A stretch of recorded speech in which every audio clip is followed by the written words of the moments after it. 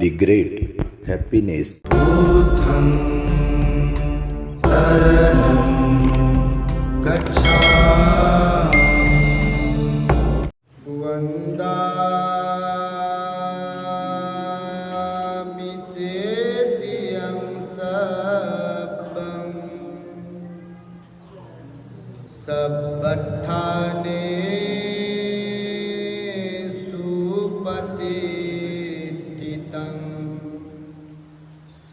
शारीरिक धातु महाबोधि बुद्धरूपं सकलं सदा यस्मूले निसिन्नो सब्बारि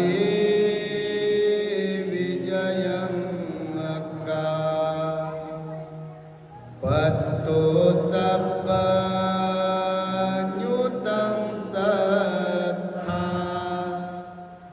वन्दे तं बोधिपादपम्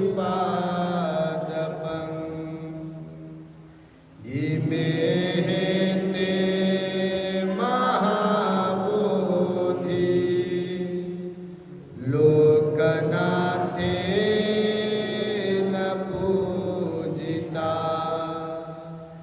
अहं पीते नमस्सामि बोधिराजा नमस्तुते बोधिराजा नमस्तुते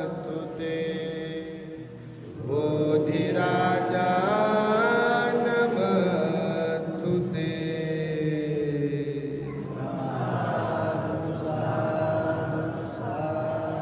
संपूर्ण विश्वाला ज्यांनी सुख शांती मानवता तथा दुःख मुक्तीचा आर्य संदेश दिला असे ते दुःख मुक्तीचे मार्गदाता दुःख मुक्त महामानव महान कारुणिक तथागत भगवान सम्यक संबुद्ध तथागतांनी आपल्या शुद्ध प्रज्ञेतून निर्मिलेला सद्धम्म आणि त्याच सद्धम्माचा गेली 2500 वर्षांपासून सातत्याने अहोरात्र प्रचार आणि प्रसार करणारा पूजनीय भिक्खू संघ या महान आणि सर्वश्रेष्ठ अशा त्रिरत्नांना प्रथमतः त्रिवार अभिवादन करतो, ज्यांच्या महान आणि असीम त्याग प्रभावामुळे आपल्याला जो हा अनमोल असा बुद्ध धम्म लाभला आणि ज्यांच्यामुळे आपल्याला हे एवढे मोठे वैभव प्राप्त झाले असे महान युग प्रवर्तक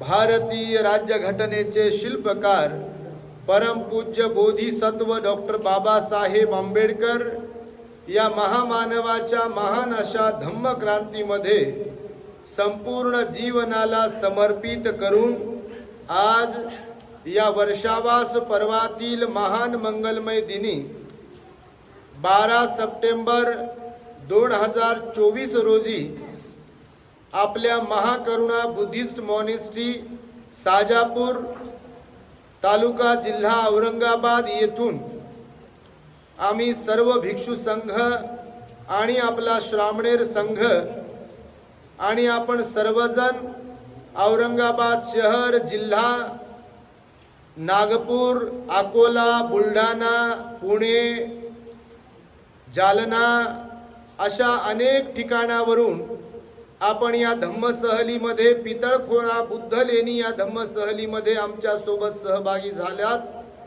तेव्हा तुम्हा सर्वांच्या प्रती बालक तथा बालिकांच्या प्रती तद्वतच दी ग्रेट हॅपीनेस या आपल्या यूट्यूब चॅनलचे सर्वच दर्शक सर्वांच्या प्रती मी मंगल मैत्री सद्भावना व्यक्त करतो आणि आपणा सर्वांच्या दुःखमुक्तीकरिता 2600 वर्षांपूर्वी तथागत भगवान बुद्धांच्या द्वारा शिकविलेल्या धम्मोपदेशास प्रारंभ करतो। आपण सर्वांनी शांत एकाग्र आणि श्रद्धायुक्त चित्ताद्वारे या अनमोल बुद्धवाणीला आपल्या हित सुखाकरिता श्रवण करावे, ग्रहण करावे।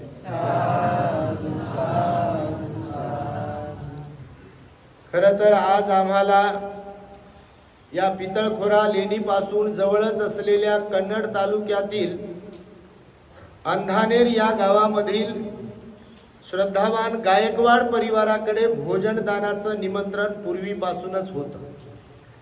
म्हणजे काही पूर्वनियोजित आपली ही धम्मसहल नव्हती, परंतु बाबासाहेब आंबेडकरांच्या चळवळीत काम करीत असताना कोणत्याही ठिकाणावरून समाजाचं काही प्रबोधन होईल का, समाजाला काही परिवर्तनाची दिशा मिळेल काय, हा विचार सदोदित मनामध्ये असल्या कारणाने आम्ही त्या अंधानेरला येणारच होतो भोजनदानासाठी. परंतु विचार मनात आला की आपण तर चाललोच आणि जाणारच आहोत. आम्ही ऑलरेडी टेम्पो ट्रॅव्हलर बुक केली होती आमच्यासाठी. पण पुन्हा मनात विचार आला की बघूया, आवाहन करून काही श्रद्धावंत असतील, त्यांचीही इच्छा होऊ शकते, भंतेजी सोबत आपण पितळखोरा लेणीला गेलो पाहिजे. पावसाळ्याचे दिवस आहेत आणि सर्वत्र निसर्गाने हिरवी चादर पांघरलेली आहे. अत्यंत नयनरम्य निसर्गरम्य दृश्य आपल्या आजूबाजूला पाहायला मिळत आहे. तुम्ही पाहिलं असेल, आपल्या विनिताताई वसंतराव सातदिवे यांच्या पेट्रोल पंपावर आपण थांबलो फ्रेश होण्यासाठी, आणि तिथून पुढे आल्यानंतर जेव्हा लेफ्ट टर्न घेतला, डावीकडे वळालो आपण हायवेवरून, चाळीसगावला जाणारा हा हायवे होता तो, तिकडनं जेव्हा आपण छोट्या रस्त्याला गाड्या टाकल्या तेव्हा ती शेती, त्यात लावलेली मका, काळीभोर जमीन, बाजरी, उडीद, मूग, सोयाबीन आणि अजून काय काय जे होतं, येताना डाव्या साईडला तलाव, आमच्या वाळूज, पंढरपूर, रांजणगावच्या लोकांनी सगळ्यांनी तिथे मनसोक्त आनंद घेतला पुढे येऊन आमच्या नितीन भाऊच्या गाडीतून. तर ते जे दृश्य होतं, मी आपल्या मोबाईलमध्ये टिपत होतो, काही काही सेकंदाचा व्हिडिओ बनवत होतो मी. आता हा व्हिडिओ आपल्या चॅनलवर जाईलच, त्यात तुमचे गोड गोड सुंदर चेहरे दिसतीलच, परंतु निसर्गही अत्यंत सुंदर जो आहे तोही दिसेल. आणि म्हणून माझ्या मनात जो विचार आला की लोकांनाही लाभ होईल, उपासकांनाही लाभ होईल, लेणी पाहण्याचा आनंद त्यांना प्राप्त होईल, म्हणून आपण इथे तुम्हाला सर्वांना आम्ही घेऊन आलेलो आहोत. यदा कदाचित यापूर्वी देखील तुमच्यापैकी कोणी इथे आलेलं असावं आणि कोणी कोणी पहिल्यांदाच आलेलं असावं. तर जे आता पहिल्यांदाच आले त्यांच्यासाठी एकदा, आणि जे पुन्हा एकदा आलेत त्यांच्यासाठी एकदा सर्वांचं कौतुक म्हणून टाळ्या वाजवा. आमच्या श्रामणेरांची फार इच्छा होती, बिचारे 3 महिने झाले एक दिवस पुढे पुढे ढकलत गाड्या चालल्यात. त्यांना अजेंठा दाखवायची होती. त्या अजेंठाच्या लेणीला आता 5 गाड्या झाल्या होत्या. किती गाड्या होत्या? 5 गाड्या होत्या. 200-250 लोक होते पूर्ण. म्हणजे बिलकुल ते लेणीवाले म्हणाले, अजिंठा लेणीवाले, भंतेजी आमच्या जीवनामध्ये, आमच्या नोकरीमध्ये एखादा ग्रुप एवढ्या लोकांना घेऊन येऊ शकतो हे आम्ही पहिल्यांदाच पाहिलेलं आहे. ते 7-8 दिवस आपल्याकडे होते तयारीला, आणि विशेष म्हणजे 15 ऑगस्ट होता, सुट्टीचा दिवस होता, त्यामुळे तर भरपूर लोक आले होते. तर या सहलीमध्ये लोक येतील की नाही याची आम्हाला शाश्वती नव्हती, म्हणून ती 17 सीटर आम्ही गाडी टेम्पो ट्रॅव्हलर केली आमच्यासाठी. आणि मी म्हटलं बा सातदिवे साहेब किंवा अजून ते काही 2-4 लोक आहेत तर ते आमच्या बरोबर येतील, पण आवाहन करून पाहू. तर आवाहन केलं तर पूर्ण ती 49-50 सीटरची बसही भरली. दुसरी 17 सीटर गाडी केली ती पण भरली, आणि गाड्या पूर्ण फुल झाल्या तिन्ही. म्हणून मग आमच्या नितीन भाऊने त्यांची स्कॉर्पिओ घेतली, दुसरी एक्सक्यूव्ही ती पण गाडी घेतली. आमचे राहुल भाऊ जाधव जे ऍडमिन होते तुमच्या गाडीचे, तर त्यांचे नातेवाईक बुलढाण्याला राहतात, त्यांना आम्हाला भेटण्याची फार इच्छा होती. ते प्रवचन ऐकतात आपले दी ग्रेट हॅपीनेस वरती.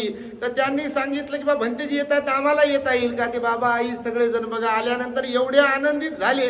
खाली उतरून मी जेव्हा आलो तिथे तर ते म्हणाले आम्ही पण येतो. मग तर तेही त्यांची गाडी घेऊन आले. अशा 5-6 गाड्या झाल्या, एका मागे एक, आणि तुफान ही गर्दी तुम्ही जमवली बघा इथे. आणि त्यामुळे ही तुमच्यात असलेली श्रद्धा आहे, तुमच्यात असलेली धार्मिकता आहे. आणि म्हणून आज जे काही धम्मदेसना देऊन हे पुण्य संपादन करतो आहे मी, जे धम्मदान मी तुम्हाला या धम्मदेसनेच्या माध्यमातून देतो आहे, तर ज्यांच्याकडून आम्हाला सकाळी भोजनदान प्राप्त झालं असा अंधानेर येथील गायकवाड परिवार, सातदिवे परिवार, त्यांचे सर्व नातेवाईक आप्तेष्ट यांच्या प्रती मी एक सद्भावना व्यक्त करतो, त्यांच्या दानाचं अनुमोदन करतो. त्यांना या दान बलाने सुख, शांती, समाधान, आयुष्य, आरोग्य आणि निर्वाणाचा साक्षात्कार हो. आणि तुम्ही सुद्धा एकमेकांना जे काही भोजन दान दिलंय, आम्ही तर घेतलं नाही आमच्यासाठी. कोणी म्हणे बापा म्हणते जी बाजरीची भाकरी आणली, कोणी म्हणते ज्वारीची भाकरी आणली, कोण म्हणते काय काय आणलं.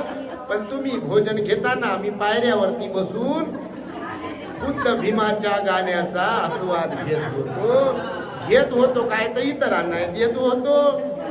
तर त्यामुळे तो एक माहोल तयार झाला होता. आणि पुन्हा येताना रस्त्यामध्ये कोण कोण पडलं, आमची एक भट्टीची 4 मुंड्या चिक पडली. अजिंठ्याला जातानाच सांगितलं सामनेरांना आमच्या की बा तुम्ही नौखे आहे, लोक पाहिल्यावर जरा पिचकून जाल, गोंधळून जाल. बरेच दिवस झालं लोक पाहिलेच नाही, तर सोबत राहा. म्हणता एकार गेले धपकन पड. आता अक्षय पडला आपला, अजून कोण पडते काय माहिती सांगता येत नाही. पडू नका बापा, आता निवडणूक आहेत पुढे, ज्याच्यात लय धपाधप लोक पडतील ते पडले तर पडले, तुम्ही नका पडू. तर बघा, हा रस्ता गेल्या अनेक वर्षांपासून मी पाहतो आहे. या पितळखोरा लेणीला गेल्या अनेकदा आलो मी, भिक्षू संघाला घेऊन आलो, अनेक उपासक उपासिकांना घेऊन आलो. जेव्हा जेव्हा येतो तेव्हा एक मन म्हणजे मनाचा एक स्वभाव, एक बाजू अतीव आनंदित होते. कारण तुम्ही पाहत असाल हे जिथे आपण बसलो आहे, एकेकाळी इसवी सन पूर्व 200 त्या काळामध्ये सातवाहन राजे लोकांच्या कारकिर्दीमध्ये, त्यांच्या काळामध्ये सातवाहन राजघराणं होतं ना, त्यांनी प्रचंड पैसा खर्च करून कितीतरी कामगार कर्मचारी इथे लावून आपली धन दौलत कुर्बान करून बुद्ध धम्माचा प्रचार आणि प्रसार व्हावा आणि लॉंग टाइम पर्यंत, असंख्य वर्षांपर्यंत बुद्ध धम्माचा वारसा लोकांना प्रेरणा देत राहावा, यासाठी म्हणून त्यांच्या मार्गदर्शनामध्ये, भिक्खू संघाच्या मार्गदर्शनामध्ये या लेणीचं निर्माण करण्यात आलं होतं बघा. इसवी सन पूर्व 200. 7 माळा डोंगराची ही रांग आहे. महाराष्ट्राला सह्याद्री पर्वताची रांग लाभलेली आहे, 7 माळा डोंगराची रांग लाभलेली आहे. आणि या 7 माळा डोंगराच्या रांगेमध्ये ही अर्धवर्तुळाकार, तुम्ही अजिंठा पाहिला असेल, घोड्याची नाळ जशी असते ना, अजिंठ्याची लेणी पाहिली तर घोड्याच्या नाळेसारखी लोक दरवाजावर कुठं लावतात पहा, कोणाची दृष्टी लागू नये म्हणून. बाबा ते लय जमते, दृष्टीच लागू नये म्हणते कोणाची. तर त्या घोड्याच्या नाळे समान अजिंठ्याची लेणी कोरली अशी गोल आहे बघा. ती वाघूर नदी आहे बघा, त्या वाघूर नदीच्या लागूनच ती अजिंठ्याची लेणी आहे. ही सिमिलर आहे बघा, तशीच आहे, थोडीफार अर्ध वर्तुळाकार आहे. तिथून आपण जे आलो, आता वरती बघा पूर्ण सपाट आहे, आपण जिथून आलो तिथे जमीन समान आहे, सपाट आहे. कुणाला म्हणजे असं वाटू शकत नाही की खाली लेणी असेल. खाली उतरताना बघा खाली चालू आपण डायरेक्ट, आता येताना तर काही वाटलं नाही बाबा, जाताना मात्र पायाला गोळेच येताना तर फार आनंद झाला असेल, पाणी पाहून, झाडं पाहून. जाताना मात्र मनात भावना येईल, करुणानंद भंतेजीला काऊन सुचना, आणि आम्हीच भेटलो होतो का. कोणाच्या मनात असा भाव येईल, पण तसा काही भाव येऊ देऊ नका. तुम्हाला चांगल्या हेतून आणलं. आता ही लेणी नामशेष होण्याच्या मार्गावरती आहे. ही लेणी नामशेष होण्याच्या मार्गावर आहे, सगळीकडे पडझड झालेली आहे. ओरिजिनल लेणी वरतून खाली होती बघा, तुम्हाला मी दाखवलं आता माहिती देत असताना तुम्ही बघितलं असेल तर वरती पण शिल्पकला आहे, डिझाईन वगैरे जी काही बारीक बारीक नक्षी काम केलं आहे, तर वरती पण ते काम केलेलं आहे, कोरीव काम वरतून खालीपर्यंत केलं होतं. आणि आता मात्र हे खडक जरा ठिसून असल्यामुळे याची खूप जास्त पडझड झाली. आणि महाराष्ट्रातली आद्य लेणी म्हणून, लक्षपूर्वक आहे का, महाराष्ट्रातली आद्य लेणी म्हणजे सर्वात प्राचीन, अजिंठ्यापेक्षाही वेरूळपेक्षाही प्राचीन लेणी म्हणून या लेणीचं नाव आहे. आणि त्यामुळे या लेणीची ही पडझड झालेली आहे. डायरेक्टली पाणी वरतून येते बघा. आता तुम्ही पाहत असाल वॉटर हार्वेस्टिंगचं पण इथे त्या काळामध्ये, इकडे तुम्ही जर पाहिलं तर वॉटर हार्वेस्टिंग आता जे लोक करतात ना, तर त्या काळामध्ये त्या डिझायनरने, त्या भिक्षूंनी, त्या कामगारांनी तेव्हा ते डोकं लढवलं. म्हणजे टाकाऊ पासून टिकाऊ पाणी, म्हणजे जे सांडपाणी आहे, म्हणजे वरतून येणारं पावसाचं जे पाणी आहे ते वापरात यावं, त्याचा वापर व्हावा, उपयोग व्हावा, तो प्राण्यांच्या माणसांच्या कामी पडावं म्हणून बघा त्यांनी वॉटर हार्वेस्टिंगचं तेव्हा योजना आखली आणि ते करून दाखवलं. आता जिथे आपण बसलो तो होऊ शकते 4, 4थ्या 5व्या शतकामध्ये इथे भिक्खूंचं वास्तव्य होतं. हे जे तुम्ही पाहताय माझ्या पाठीमागे, इकडे तिकडे तुम्हाला बेड दिसत असतील बघा. हे पडलेले, मोडलेले, खराब झालेले, तुटलेले दगडांमधले हे बेड आहेत भिक्खूंसाठी. आता मी निकाल साहेबाला विचारलं किती असतील, तर ते 7 फूट 6 फूट असे बेड आहेत बघा. एका एका शून्यागारामध्ये, एका एका भिक्खू निवासामध्ये 2-2 भिक्खू झोपतील, आराम करतील, ध्यानाला त्यांना असं बसता येईल, अशा प्रकारचे बेड आहेत बघा. बहुतेक लेण्यांमध्ये तुम्ही अजिंठ्याला पण आमच्या बरोबर जे आला होतात, तुम्हाला माहिती देताना मी सांगितलं, मला वाटतं जवळपास 7 काय 9व्या लेणीपर्यंत हिनयानी लेण्या आहेत. हिनयान परंपरा, थेरवादी परंपरेच्या, आणि त्यानंतरच्या ज्या आहेत तर महायानी परंपरेच्या लेण्या आहेत. बौद्ध धम्माच्या संदर्भामध्ये, बौद्ध संस्कृतीच्या संदर्भामध्ये भारतामध्ये नाही तर जगामध्ये प्रामुख्याने 2 पंथ बौद्ध संस्कृतीमध्ये, बौद्ध धम्मामध्ये पाडल्या गेलेले आहेत भिक्खूंच्या माध्यमातून. कारण बुद्ध धम्म हा जो आहे तो फार अवघड आहे असं बऱ्याच लोकांना वाटतं. भगवान बुद्ध स्वतः ज्ञानप्राप्तीनंतर लगेचच उपदेश यामुळेच नाही केला, किंवा मनाची द्विधा मनस्थिती त्यांची जी तयार झाली होती की उपदेश करू की नको, हे यासाठी म्हणून त्यांच्या मनामध्ये विचार आला होता की सर्वसामान्य लोक नको नको त्या तृष्णेमध्ये गुरफटलेले आहेत, पंच इंद्रियांच्या वासनेमध्ये गुरफटलेले आहेत. यांना मी जर उपदेश करेल तर ते घेतील काय, स्वीकारतील काय, त्याचं आचरण करतील काय, असा भगवंताच्या मनामध्ये विचार आला होता. आणि म्हणून त्यांनी विचार केला की सांगू की नको. तर ती मनाची एक अवस्था असते. आणि नंतर मग सांगितला तर काही लोक भिक्खू बनले, काही लोक उपासक बनले, त्यातून काही अरहंत बनले. नंतरच्या काळामध्ये मात्र भिक्खू संघाची संख्या प्रचंड वाढली. जशी आज थायलंडमध्ये, श्रीलंकेमध्ये तुम्हाला भिक्खू पाहायला मिळतात. आपल्या इकडे भिक्खू फार नगण्य आहे. ही पण दुर्दैवी आणि वाईट खेदजनक गोष्ट आहे भारताच्या साठी. तुमच्या माहितीसाठी भिक्खू व्हायला कोणी धजत नाही. मी नेहमी बोलतो रोखोक, कधी कधी भिक्खूला नाव ठेवणाऱ्यांची संख्या भरपूर जास्त आहे. पण पुढे येऊन मी भिक्खू बनू दे, माझा इंजिनियर बनणारा मुलाला भिक्खू बनू दे, माझ्या एखाद्या MBBS ला ज्याचा मुलाचा मुलीचा नंबर लावलाय किंवा त्याला मी बनवतोय तसं, तर त्याला तिला मी भिक्खू बनू दे, असं मात्र म्हणायला लोक, म्हणजे विचार करायला किंवा कृती करायला लोक धजत नाहीत. नाव ठेवायला लोक पुढे येतात. आमचीच गोष्ट सांगतो, हिला बालपणापासून काम करतोय, पण प्रामाणिकपणे काम करण्याचा विचार करतो. आता चुका होणार कशा नाही? आम्ही काय अरहंत आहे का?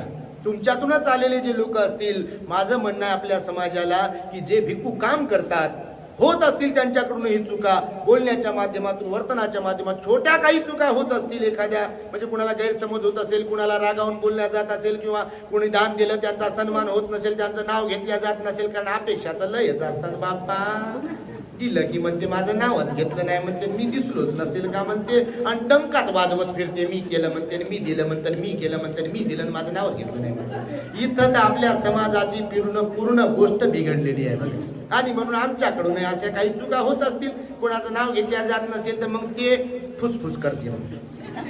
कोणी आलं की फुसफुस, तुम्हाला माहिती आहे का म्हणजे असं झालं, मी केलं, तुम्हाला माहिती आहे का असं झालं, मी दिलं म्हणजे, असं करतात लोक. तसं अकुशल कर्म करू नये कोणत्याही बाबतीमध्ये. म्हणून भिक्खूला, काम करणाऱ्या भिक्खूला सपोर्ट केला पाहिजे, काम करणाऱ्या उपासकांनाही सपोर्ट केला पाहिजे. आणि म्हणून भगवान बुद्धांनी सांगितलेलं आहे की बौद्ध धम्म जो आहे तो सगळ्यांनाच पटण्यासारखा नाही आहे. पंचशीलच पालन करणं अवघड जाते लोकांना. आता कुठं लोक उपवासाचं पालन करत आहेत बघा, किती अवघड आहे. आता तुम्हाला 10 मिनिटं ध्यानाला बसवलं, आता काय सगळ्यांना थोडी आवडलं असेल. म्हणायलाच म्हणाल तुम्ही बिलकुल नाही, आम्ही तर अर्धा तासही बसतो 1 तासही बसतो. म्हणणं लय सोपं आहे बापा, पण बसलं की म्हणते बापा आता चालवत आणलं एवढ्या लांबून आणि कशाला बसवलं असेल, भंतीला काय काम धंदा नाही की काय. असं होते कधी कधी. तुम्हाला नाही बाबा, तुम्ही लय चांगले, तुमच्यासारखं तर कोणीच नाही, म्हणून तर आले आमच्या बरोबर तुम्ही. तर म्हणून बघा, भिक्खू इथं राहत होते, त्यांचा हा व्हरांडा आहे. इथे बसत असतील, इथे संक्रमण करत असतील, इथे बसून ध्यान करत असतील. होऊ शकते त्यांच्या नंतर किंवा त्यांच्या अगोदर अरहंत भिक्खू आले असतील. कारण लेण्यांचं निर्माण हे भिक्खूंना राहण्यासाठीच केलेलं आहे. आणि प्रत्येक लेणीत औरंगाबादचे लोक मोठे पुण्यवान आहेत. सर्वाधिक लेण्या जर कुठे असतील तर त्या महाराष्ट्रात आहेत. आणि महाराष्ट्रातूनही सर्वाधिक लेण्या जर कुठे असतील, कोणत्या शहराजवळ, गावाजवळ, किती पुण्यवान आहात तुम्ही. म्हणून कोणी नांदायला येत असेल औरंगाबाद मध्ये बाहेरून तर स्वतःला पुण्यवान समजा बापा. घरचे लोक जरी बरोबर भेटत नसतील तर औरंगाबाद फार चांगला आहे. आणि म्हणून तुम्हाला मी हे सांगतोय की हा लेण्यांचा जो परिसर आहे, औरंगाबाद, अजिंठा सिटीमध्ये लेण्या आहेत औरंगाबादमध्ये, ह्या पितळखोऱ्याच्या लेण्या आहेत. आता ह्या लेण्या ज्या बनल्या बघा, ह्या राजमार्गावरती बनलेल्या लेण्या आहेत. सर्वत्र जिथे कुठे लेण्या बनल्या, ह्या राजमार्ग होता भगवंताच्या नंतर, भगवंताच्या काळामध्ये ह्या लेण्या कनेक्टेड आहेत. याला प्रतिष्ठान प्रदेश होता. आताच पैठण आहे ना, त्याला प्रतिष्ठान म्हणायचे बघ. पैठणला सुद्धा असं म्हणतात की जे तो तलाव बनवलाय, काय म्हणतात त्याला, पैठणचं धरण, त्या धरणाला खोदताना सुद्धा आता तिथे संत एकनाथाचं आहे तिथे, बरोबर, नाथ सागर. आता संत एकनाथाचा सुद्धा बुद्धावरती अभंग आहे, तुम्ही कधी वाचला असेल. पंढरपूरच्या यात्रेच्या आषाढीच्या वेळेला आपले लोक लय फिरवतात, घर घर घर घर घर घर घर. ते लय जमते बापा. याचा मेसेज त्याला, त्याचा मेसेज याला. आता हे काय 10 दिवसाचा कार्यक्रम चाललाय, त्याच्या बाबतीत लय चाललंय. आपलंच होतं, आपलंच होतं, काय काय होतं. आणि हे विहारात कधी जिंदगीत जात नाही, फक्त सांगायला तोंड घेऊन मात्र. हे बुद्धाचंच होतं, हे बाबासाहेबाचंच होतं, हे बुद्धाचंच होतं. माझं म्हणणं आहे, सांगणं सोपं आहे, शहाणपण शिकवणं लय सोपं आहे, पण कृतीतही उतरलो पाहिजे आपण. वाणीत भीम आहे, करणीत भीम असता, वर्तन तुझ्या पिलांचे सारेच चोख असते. कोण म्हणाले सर? बरोबर की नाही? वाणीत भीम आहे, जय भीम म्हणते बापा बेंबी पासून जोरात, आणि संध्याकाळी तर त्याच्याहून जोरात म्हणते. तेव्हा तर बिलकुल भानही राहत नाही. आपण जय भीम म्हणावंच कसं याचंही भान राहत नाही, कारण ती पात्रताच राहत नाही काही काहींच्या वाट्याला संध्याकाळच्या बाबतीमध्ये. आणि म्हणून ह्या लेण्या ज्या आहेत ह्या अत्यंत पवित्र पावन आहेत. बौद्ध धर्माचा वारसा लाभलेला आहे, म्हणजे चिरंतन ह्या लेण्या बघा टिकून आहेत. तुम्हाला आता मी ते खालचं चित्र दाखवलं, तुम्ही पाहिलं असेल तर, तेव्हाची डिझाईन, तेव्हाची शिल्पकला, तेव्हाचं ते छोटं छोटं काम त्यांनी केलेलं आहे, जे आज करू शकत नाही. बघा प्रत्येक ठिकाणी कुठं कोणतं चक्र काढलेलं, कुठं फुल काढलेलं, कुठं हत्ती काढलेले, कुठे काय काय काढलंय बघा, आता जमणार नाही अशा प्रकारचं आहे. नदीच्या किनारीच लेण्या आहेत, राजमार्गावरच आहेत, आणि राजे लोकांनी याच्यासाठी पुढाकार घेतलेला आहे. कारण भिक्खूंचं वास्तव्य होतं, राजे लोक धार्मिक होते त्या काळातले. मग जेव्हा मुक्काम पडायचा तेव्हा मग ते लेण्यांमध्ये यायचे. भगवंताच्या काळामध्ये सुद्धा तुम्हाला पूर्ण भंतेजीची कथा सांगितली असेल, तुम्ही ऐकली असेल तर. भगवंताच्या काळात पूर्ण नावाचा जो व्यापारी होता चंदनाचा, तो व्यापारानिमित्त श्रावस्तीला गेला होता.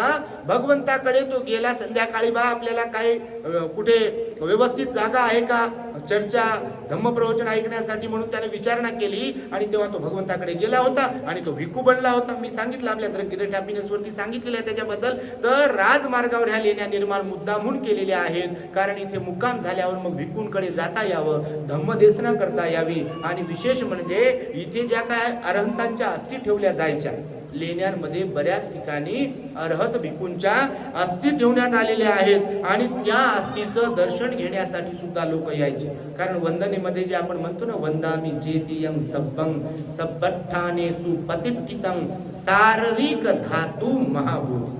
शारीरिक धातू म्हटलंय बघा. शारीरिक म्हणजे शरीर आणि धातू म्हणजे आता आपण त्याला अस्थि म्हणतो. शारीरिक धातू महाबोधी बुद्ध रूपं, ते शारीरिक धातू जे आहेत किंवा बोधी वृक्ष जो आहे बुद्ध रूपं म्हणजे बुद्ध रूप आहे. काय आहे? बुद्ध रूप आहे. बुद्ध रूपं सकलं सदा असं म्हटलेलं आहे. आणि म्हणून त्या चैत्याला, त्या अस्थीला वंदन केल्या जाते आणि वंदन केलं पाहिजे. आणि म्हणून ह्या ज्या पितळखोऱ्याच्या लेण्या आहेत ह्या अत्यंत दुर्लक्षित दुर्मिळ आहेत. म्हणून मी सुरुवातीला तुम्हाला सांगितलं, आनंदही होतो आणि दुःखही वाटते बघा. कारण हे पुरातत्व खातं जे आहे त्याच्या अंडरमध्ये लेण्या येतात, सगळ्या लेण्या. परंतु तुम्ही पाहाल तर इथे कुठल्याही प्रकारची अशी व्यवस्था, सुव्यवस्था ज्याला म्हणू आपण, तशी नाही आहे.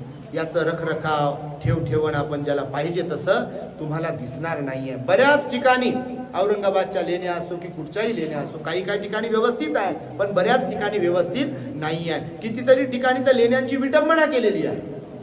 तिथे भलतच काहीतरी बसून ठेवलेलं आहे आणि तिथे नको त्या सगळ्या गोष्टी होतात. तुम्ही कार्ला लेणीला जर कधी जाऊन पाहाल, पुण्याजवळ असलेल्या पुणे मुंबई हायवेला लागूनच कार्ला लेणी आहे. भाजे लेण्या पलीकडल्या साईडला आहेत. त्या कार्ला लेणी मध्ये जिथे चैत्य आहे, स्तूप जिथे आहे, जिथे चैत्याला स्तूपाला वंदन केले जाते, अगदी त्याच्या समोरच नको ते बसवलेलं आहे बघा. आणि तिथे जत्रा भरते, यात्रा भरते, तिथे बकरे कोंबडे कापल्या जातात. फार वेदना होतात बघा. मी आपल्या देशातील बाकी सगळ्या धर्माच्या लोकांचा आदर करून, त्यांच्या धर्माचा आदर करून मी नेहमी सांगतो की आपण आपल्या धर्माचा सन्मान केलाच पाहिजे. बिलकुल बाबासाहेबांनी भारतीय संविधानाच्या प्रास्ताविकतच लिहिलेलं आहे की प्रत्येकाला श्रद्धेचं स्वातंत्र्य आहे. पण याचा अर्थ असा नाही की दुसऱ्यांच्या श्रद्धेची आपण विटंबना करावी. इव्हन बुद्धगयेला सुद्धा जेव्हा जेव्हा जातो तिथे आनंदही होतो की बुद्ध इथे ज्ञान प्राप्त झालं भगवंताला, मी तिथे माथा टेकतोय, याचा मनस्वी आनंद होतो. महान पुण्य संपादन करत आहोत असं फील होते तिथे गेल्यावर. पण जेव्हा भगवंताचं वंदन करून झालं तर भगवंताच्या समोरच अगदी ते जेव्हा पाहतो आपण, आणि बाहेरही आल्यावरती अगदी बाजूला जेव्हा पाहतो ना, मन भरून येते. फार म्हणजे असं वाटतं की मी काय करू शकतो याच्यासाठी. पण व्यवस्थाच आपल्या देशातली अशी आहे की आपण सर्वसामान्य लोक काही नाही करू शकत. आणि म्हणून मी इतर समाजाच्या धर्माच्या लोकांना सांगतो की तुम्ही तुमच्या धर्म परंपरांचा, तुमच्या दैवतांचा, तुमच्या ईश्वराचा तुम्ही सन्मान केलाच पाहिजे. पण बुद्धाची विटंबना का म्हणून करा. तुम्ही नालंदाला कधी आलात आमच्या बरोबर, कोणी आला असाल, नालंदा युनिव्हर्सिटीचे खंडहार आजही आहेत. त्या नालंदा विद्यापीठाच्या बाजूला भगवंताची एक मूर्ती आहे सापडलेली, जी नालंदा विद्यापीठात होती. ती काळी मूर्ती आहे, काळ्या दगडामध्ये मूर्ती आहे. आणि त्या मूर्तीवर तेलिया बाबा म्हणून तिला पूजल्या जाते. कोणावर टीका टिप्पणी नाही करत आपण. स्पष्ट दिसते की भगवंताची मूर्ती आहे. म्हणजे तिला असं काही छेडछाड केलेली नाहीये, भगवंताचीच मूर्ती आहे असं स्पष्ट दिसते. पण तेलाचे डब्बे, तेलाच्या बॅग तिथे जातात, त्याच्यावर ओतल्या जातात आणि तेलिया बाबा म्हणून त्याची पूजा केली जाते.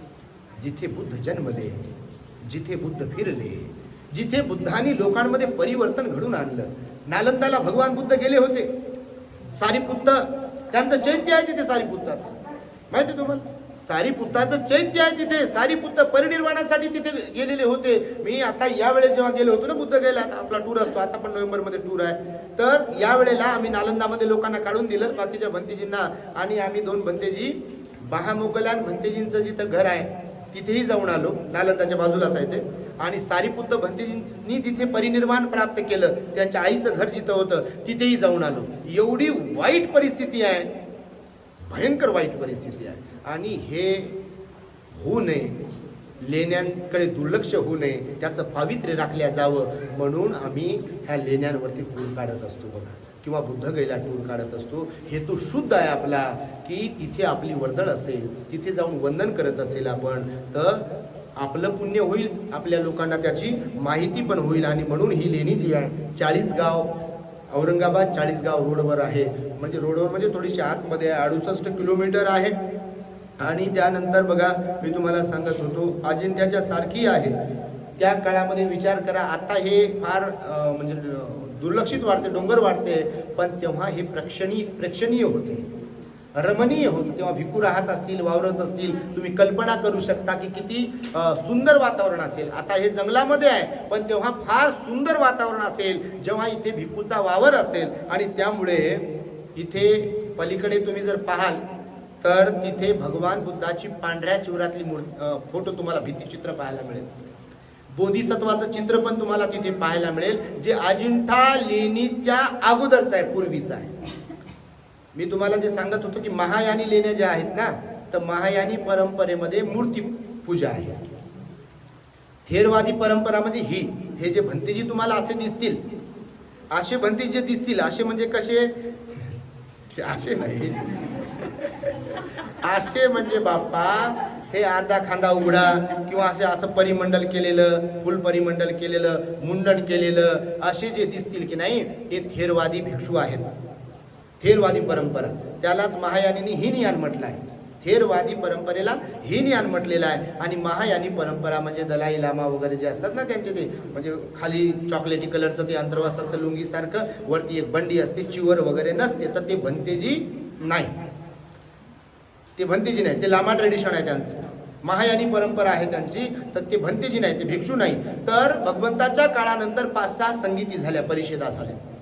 भगवंताने जे विनय शिकवले त्याच्यामध्ये छेडछाड करून आम्हाला हे पाहिजे, आम्हाला हे पाहिजे नाही आहे, हे नियम आम्ही पालन करू, ते नियम पालन करणार नाही, असं मग फुटा पडत पडत गेल्या त्याचे 17, 18, 19 पंथ तयार झाले. बघा, त्यातली मूळ परंपरा जी तुम्ही म्हणाल कोणाची आहे, बाबासाहेबांनी जिचा अभ्यास केला, बाबासाहेबांनी ज्या थेरवादी भिक्खूंकडून दीक्षा घेतली, कोणाकडून दीक्षा घेतली, गुरु चंद्रमणी महाथेरो हे बर्मीज भिक्खू थेरवादी होते. दलाई लामा तेव्हाही होते. आजही जगामध्ये सर्वात जास्त महायानी ट्रेडिशन आहे. सर्वात जास्त महायानी म्हणजे भंतेजी लोक तुम्हाला पाहायला भेटतील. हालाकी ते भिक्षू नसतात, पण बौद्ध धर्मातलीच एक शाखा आहे. पण तरी सुद्धा बाबासाहेबांनी महायानी, वज्रयानी, तंत्रयानी यांना बोलवलं नाही. आपल्या गुरु चंद्रमणींना बोलवलं. ते थेरवादी परंपरेशी रिलेटेड होते, कनेक्टेड होते, आणि त्यामुळे त्यांच्याकडून त्रिसरण पंचशील बाबासाहेबांनी ग्रहण केलेलं आहे. अजिंठ्याच्या पण काही लेण्यांमध्ये मूर्ती नाही आहे आणि बाकी काही लेण्यांमध्ये मूर्त्या आहेत.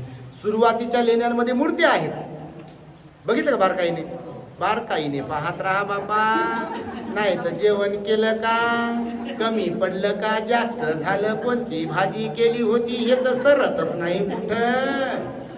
हे संपवत जा. विहारात येताना, लेण्यांवर येताना, कार्यक्रमाला येताना हे संपवत जा. कपडा कुठून घेतलाय, दागिना कुठून घेतलाय, सोयरी झाली काय, काय काय झालं काय, ते घरी जाऊन विचारावं कोणाच्या. इथं त्याच गोष्टी करा. आता येताना मी पाहिलं, टोकलं कोणाला तरी तिथून येताना, ते भलतच काहीतरी बोलत होत्या महिला. तुम्हीच बाबा तुमच्यातल्या तर भलतच बोलू नये. धार्मिक ठिकाणी आल्यावर तेच बोलाव, नाही का. ह्या लेण्या ज्या असतात, ह्या लेण्या तुम्हाला चैत्य स्तूप पाहायला मिळतील, इथे भिक्खू निवास पाहायला मिळतील, शून्यागार पाहायला मिळतात, ध्यानाच्या कुट्या तुम्हाला पाहायला मिळतील. इथे इथची विशेषता अशी आहे की खाली बघा, हे उत्खनन केलं होतं. जेव्हा उत्खनन केल्यानंतर इथे अस्थी सापडलेल्या आहेत. तुम्ही दिल्लीला जर कधी गेलात, दिल्लीला म्युझियम आहे, दिल्लीला म्युझियम आहे, आपल्या भगवंताच्या अस्थी आहेत तिथे. आम्ही गेलेलो आहोत, भगवंताच्या अस्थीचं दर्शन घेतलेलं आहे जवळ. तुम्ही पण कधी दिल्लीला गेलात किंवा आपण टूर काढूया.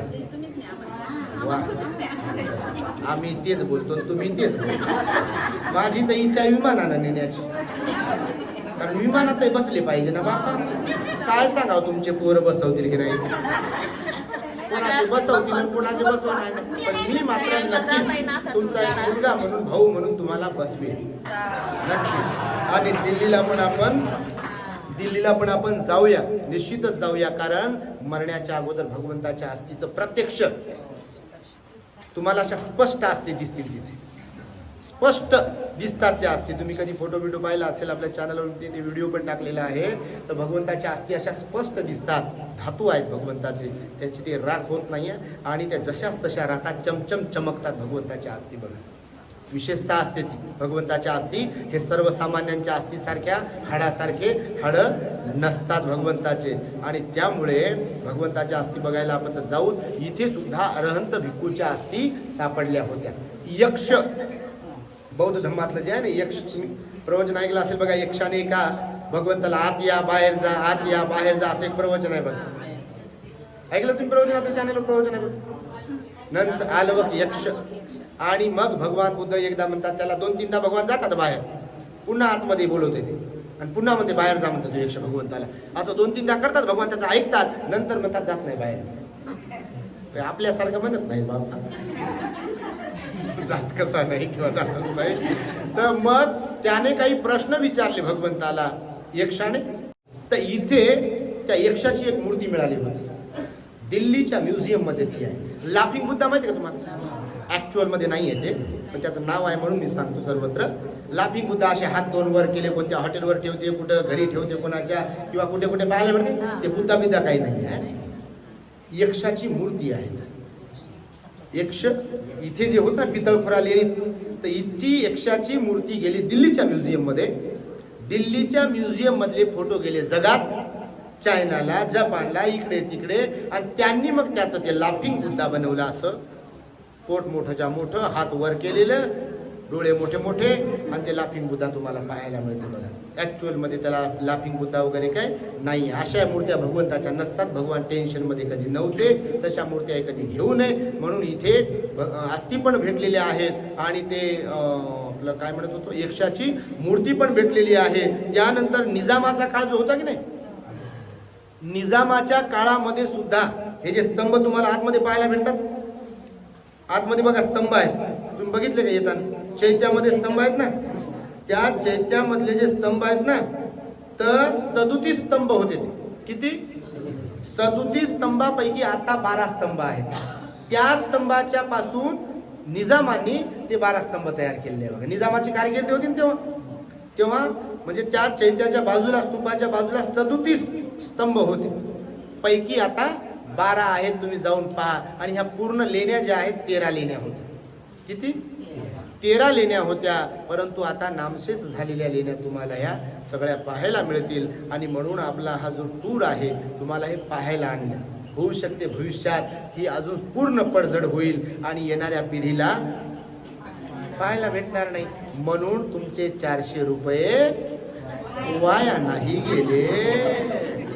कसे तर कुठे जातात बापा, 400 रुपये तर कुठे जातात. म्हणून 400 रुपये वाया नाही गेले. तुम्ही जे 400 रुपये आम्हाला दिले त्याचं पुण्य झालेलं आहे. मग कारण स्तूपाला, चैत्याला वंदन करण्याचं पण पुण्य आहे. तुमच्या माहितीसाठी सांगतो, अस्थीला वंदन करण्याचं पण, धातूला वंदन करण्याचं पण पुण्य आहे. भिक्खूंच्या सहवासात राहण्याचं पण पुण्य आहे तुम्हाला सांगतो. आणि ही धम्माचं दान घेणं, ही धम्माची देसना ऐकणं सुद्धा पुण्य आहे तुम्हाला. चांगल्या लोकांच्या सोबत राहणं, फिरणं हेही पुण्य आहे तुम्हाला सांगतो. धार्मिक वातावरणामध्ये रमणं हेही पुण्य आहे. म्हणून 400 रुपये काही वाया.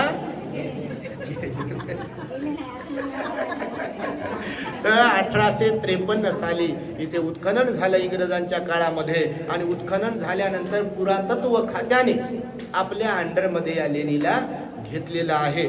आणि इंग्रज अधिकाऱ्यांनी, बऱ्याचपैकी इंग्रज अधिकाऱ्यांनी अनेक लेण्यांचा शोध लावलेला आहे. तेव्हा तुम्ही आमच्या बरोबर इथे आलात. ही माहिती एवढी पुरेशी आहे. वातावरण मस्त आहे बघा, खरंच बघा तुम्ही एकदा किती सुंदर दिसत आहे. म्हणजे डोळ्याचे पारणे फिरतील असंच आहे ना हो. बघा ना, हिरवगार आहे. फक्त आता जाताना मात्र खाली पाहून चला आणि त्या रेलिंगला धरू धरू चाला, लोखंडाच्या त्या पायपांना धरू धरू चाला. कारण ते बाजूला लयच मोठा खड्डा आहे. म्हणजे तिथं कोण सटकू नये बापा, कारण ते वरती न्यायलाय परवडणार नाही.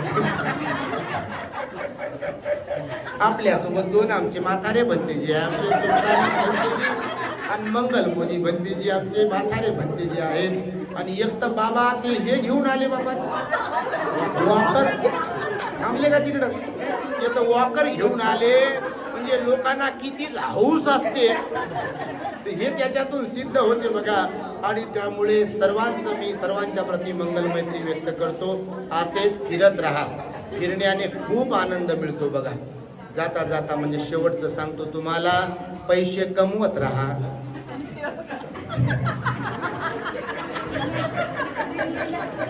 मरमर करत राहा, पण बाल्याची मायन 10x10च्या खोलीतच नका राहत जाऊ. कधी बुद्धगयला जा, कधी नागपूरला जा, कधी चैत्यभूमीला जा, कधी पुण्याला जा, कधी पितळखोऱ्याला जा, कधी कुठे वेरूळला जा. बाहेर फिरत राहा. कारण पैसा कुठे कधी कसा खर्च होईल हे सांगता येत नाही. पैसा पुन्हा कमवू शकतो, पण एकदा खराब झालेलं शरीर, म्हातारं झालेलं शरीर पुन्हा परत मिळत नाही बघा. म्हणून जोपर्यंत आपलं शरीर शरीरामध्ये आहे, शरीरात जोपर्यंत त्राण आहे, तोपर्यंत आपण फिरून घेतलं पाहिजे. जोपर्यंत सत्ता आपल्या हातात आहे तोपर्यंत फिरून घेतलं पाहिजे. सत्ता बदलली, काय करायचं म्हणते तुम्हाला तिकडे जाऊन? चालता येते का आता? गुडघे काम करत नाही, कानानं ऐकायला येत नाही, बहिरे झाले, गोळ्या घेण्याचं ध्यान राहत नाही. जाता कुठं? इथंच मराना म्हणते बाबा. कोणाला तुम्हाला म्हणत नसेल कोणी तर पुण्यवान आहे तुम्ही, पण ज्यांना म्हणत असतील मराना, लय गोष्ट पुढे गेली. असं तुमच्या बरोबर होऊ नये म्हणून फिरत राहावं. कारण फिरण्याचा खरंच आनंद मिळते. आम्ही तो अनुभवतो बघा. फिरण्याने खूप आनंद मिळतो, अभ्यास होतो आणि सर्व काही म्हणजे सुख प्राप्त होते, प्रसन्न राहते वातावरण. बघा ना, आता तुमच्यातनं कोण आजारी नसेल आणि टेन्शनचं गाठोडं कोणाच्या डोक्यावर नसेल आणि कोणत्या टेन्शनचं गाठोडं नसेल. लय मोठमोठे टेन्शन असतात, परंतु धम्म सहलीमध्ये खूप खूप आनंद होतो. आणि त्यामुळे तुम्ही सर्वजण इथे आलात. पुनश्च एकदा तुमच्या प्रती मंगल मैत्री व्यक्त करतो आणि माझ्या शब्दांना इथे मी पूर्ण विराम देतो. भवतु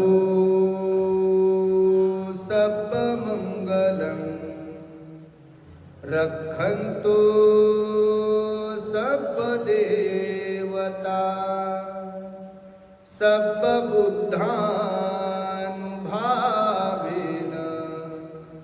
सदा सुखी भवन्तु ते. भवतु सब मंगलम रक्षन्तु सब देवता सब धम्मानुभावेन सदा सुखी भवन्तु ते. भवतु सब मंगलम रक्षन्तु सब देवता सब संघानुभावेन सदा सुखी भवन्तु ते.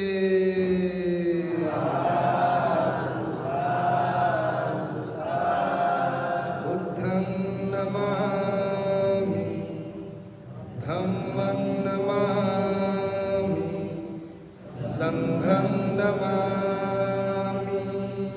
The great happiness. बुद्धं शरणं गच्छामि.